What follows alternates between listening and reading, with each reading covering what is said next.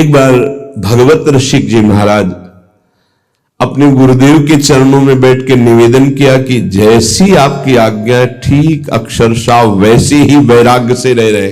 बहुत वैरागी महापुरुष, फिर भी काम वेदना सता रहे, इसका क्या हो सकता है?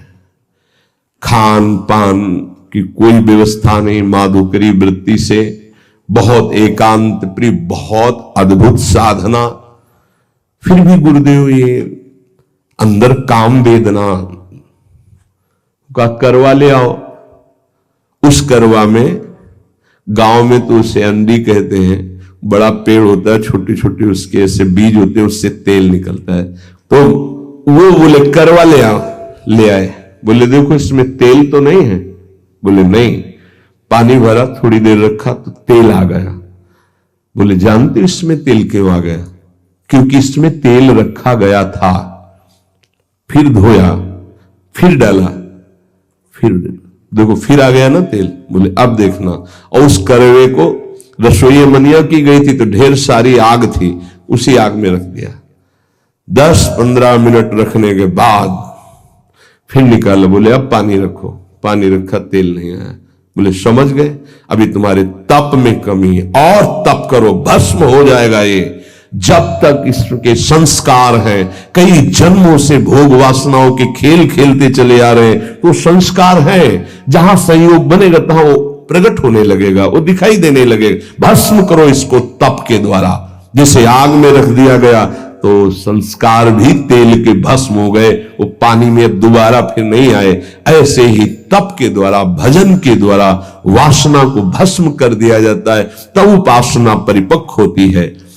तो माधुर्य भाव, ये जो प्रेम लक्षणा भक्ति है, इसमें सबसे बड़ी सावधानी, चढ़ के मैन तुरंग पे चलिबो पावक माए, इसमें अत्यंत वैराग्य की आवश्यकता है। तो जो प्रारंभ से एकदम जुड़े हो, सही दिशा नहीं मिली, गुरुजनों का सही निर्देश सानिध्य नहीं मिल पाया, तो फिर इसी में भटक जाते हैं, इसी में भटक जाते हैं संसार मार्ग में। क्योंकि हृदय में एक द्रवण क्रिया होती है, उस द्रवण क्रिया के लिए वैराग्य की बाढ़ होनी चाहिए, वैराग्य की कसौटी। अगर वैराग्य की बाढ़ नहीं है तो द्रवण क्रिया फैल जाएगी। पहले राग रहित होकर फिर अनुराग में जाया जाता है। तो कह रहे माधुर्य उपासक को चाहिए आरंभ में किसी महापुरुष के निर्देश के अनुसार साधना में पहले लगे। क्या प्रिया प्रीतम का प्रेम रस है, क्या उनका नित्य विलास है, बिल्कुल मतलब नहीं। समझ रहे हो? जो मंत्र दिया, जो उपासना दी, जो पाठ दी, जो दिनचर्या बताई, बस उस पे चलना है। वहां विचार की क्षमता नहीं आपकी। धीरे धीरे धीरे धीरे राग रहित होकर पहुंच जाएंगे आप। अब कैसे समझेंगे आप, कैसे अंदर प्रवेश हो? इसीलिए कहा है प्रथम सुने भागवत भक्त मुख भगवत बानी। क्यों? इतने बड़े महापुरुष भगवत ऋषिक जी ने सीधे क्यों नहीं कह दिया श्री सुख मुख जू बचन सुनावो तब श्री हरिवंश सुनाम कहावो मन सुमिरन मिश्रे में? क्यों भाई, ऐसा क्यों कह दिया? ये जो बात नहीं समझते हैं ना, वो हमारे ऐसे किसी की बात नहीं सुनना, आचार्य वाणी की बात मानो। भीर मिटय भट जमन की भय भंजन हरि सोय, भय भंजन हरि सोय, भरम भूले भटकत कद भगवत भक्ति विचार, वेद भागवत प्रीति रति, भक्त चरण धरि भाव, तरत भव सिंधु अगाधा। सेवक जी महाराज, सी सेवक वाणी जू अति अगाध मत गूढ़, बिरलो कोई समझई हित मार्ग आरूढ़, हित मार्ग आरूढ़, भाव भागवत मिले सब चार, वेद सुस्मृत जो चार अवगाय ले, जब तब पावे सेवक हृदय, जो हित मार्ग उपदेशी है। क्यों कहा?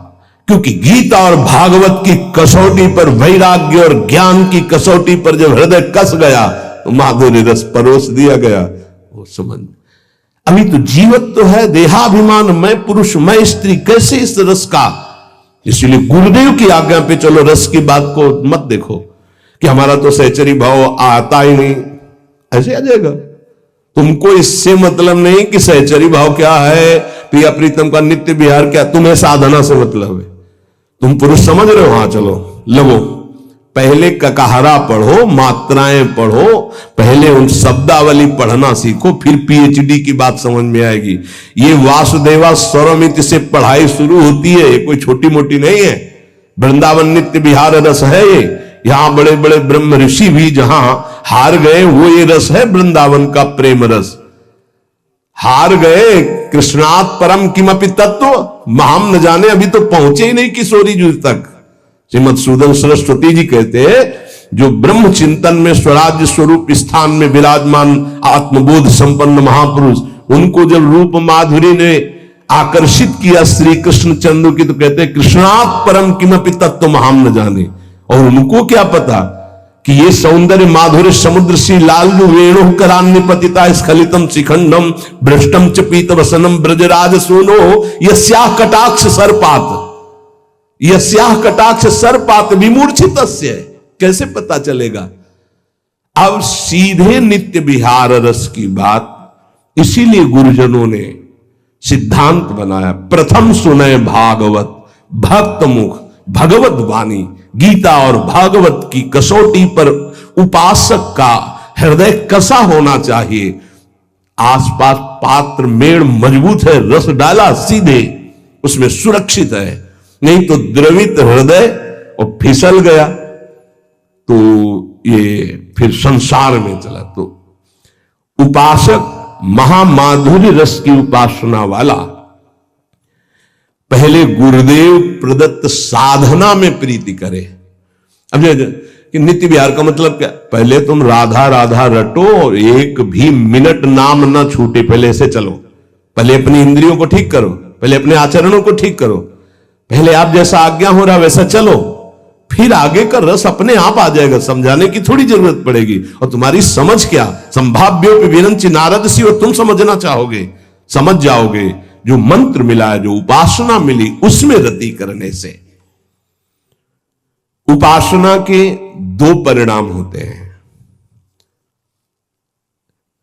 आधे तक उपासना दोनों की एक ही चलती, ज्ञानी की भी और प्रेमी की भी। जब कोई उपासक उपासना करता है तो पहले अंतःकरण शुद्ध होता है। यहां तक सबकी उपासना एक ही चलती है, अंतःकरण शुद्धि। अंतःकरण शुद्ध का मतलब मन में कोई भी सांसारिक संकल्प नहीं रह गया। बुद्धि का निश्चय जो ये था कि इंद्रियों के सहित मन जब भोगों का संयोग करेगा तो हम सुखी हो जाएंगे, खत्म हो गया। बुद्धि का निश्चय है एकमात्र प्रियालाल में ही सुख है। मन संकल्प विकल्प छोड़ दिया संसार के, चित्त की वृत्ति भगवदाकार हो रही है, अहम दासत्व में बदल गया। यह है शुद्ध अंतःकरण भक्त का। और ज्ञानी, उसका शुद्ध अंतःकरण जहां हुआ था उसे अनुभव हुआ, मैं स्थूल नहीं, सूक्ष्म नहीं, कारण नहीं, आत्मस्वरूप। और अपने आप उसका राग तीनों शरीरों से खत्म, क्योंकि शुद्ध हो गया ना तो दिखाई दे रहा, और अपने आप में स्थित। अब वो दृष्टा मात्र है, गुणानुगुण वर्तनते। यहां तक एक चलता है भक्त और ज्ञानी। अंतःकरण शुद्ध होने वो निकल गया दासत्व की तरफ और वो निकल गया स्वरूप में स्थित होने की तरफ।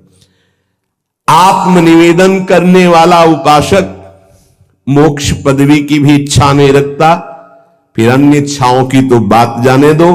आत्मनिवेदन आराध्य देव को, ये नवी भक्ति है। जब तक उपासक के अंदर वासना है, काम है, नाना प्रकार की इच्छाएं हैं, तो साधना पर ध्यान दे।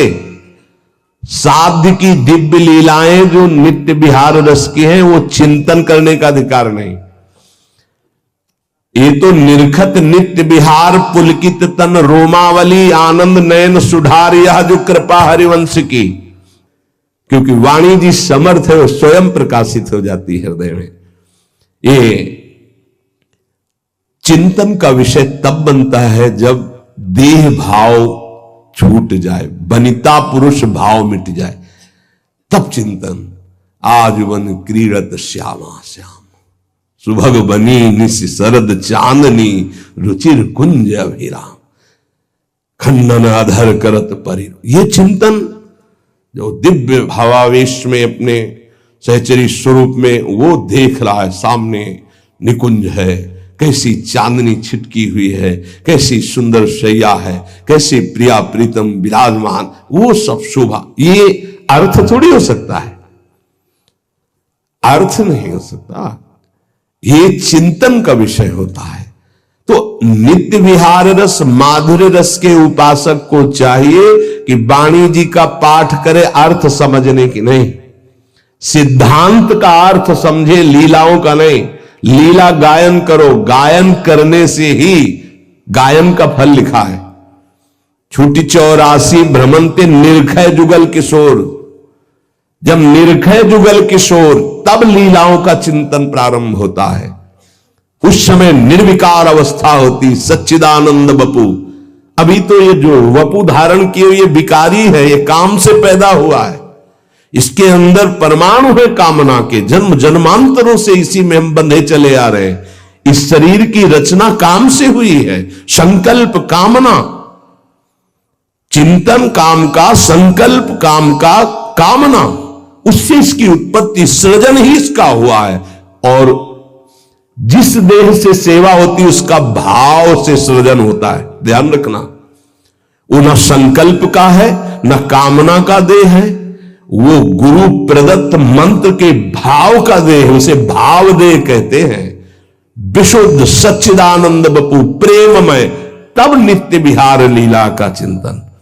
जरा सा चिंतन हुआ, हृदय में अद्भुत आनंद आंसुओं की झड़ी लग गई। देखो प्रिया प्रीतम झूल रहे हैं, पैन बढ़ी तो अबलात सुकुमार डरत मन, वर हिंडोर झकोर तो पुलकी पुलकी प्रीतम उर लागत दयनो उरज को। अब अरुझी बिमल माल कंकन सो कुंडल सो कचडोर, ये शोभा जब देखी सके, ओह कैसा अपार सुख हो रहा है।